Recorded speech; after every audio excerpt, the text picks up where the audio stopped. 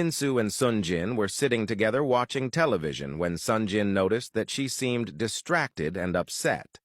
Concerned, he gently pulled her into his arms, trying to comfort her.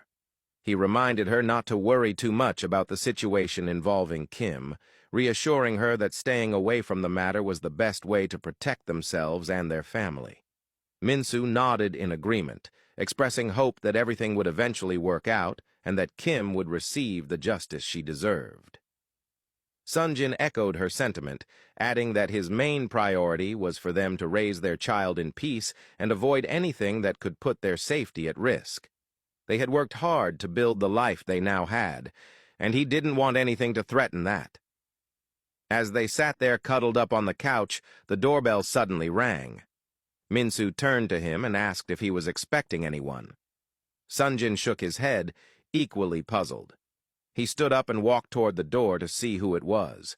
When he opened it, to his surprise and confusion, Kim's father was standing there, still dressed in his pajamas and looking visibly restless.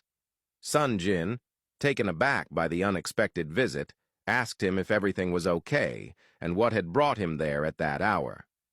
Kim's father urgently requested to speak with him, saying it was about his daughter, Kim. Sunjin initially tried to decline, pointing out that it was late and not an appropriate time to visit someone's home unannounced. But Kim's father looked at him with pleading eyes, saying that something Sunjin had said the last time they spoke had been weighing heavily on his mind. He added that he had been trying to reach Sunjin with no success and that he had no other choice but to come in person. Glancing briefly at his watch, Sunjin repeated that the matter could have been handled during the day. Kim's father apologized sincerely and explained that the situation was urgent. He gestured toward his van parked outside and said that inside it was his dog, dead. This statement only confused Sunjin further, prompting him to question what the death of a dog had to do with the situation. Kim's father, his voice laced with desperation, explained that the dog had been poisoned and that the poison was intended for him. He claimed the dog had eaten the food first, food that had been served to him by his wife, and died shortly afterward. He believed that if the dog hadn't taken the first bite, he would have ended up like Kim. The realization had shaken him to the core. He pleaded with Sunjin, saying that time was running out and that he needed to hear everything that happened the day Minsu was pushed.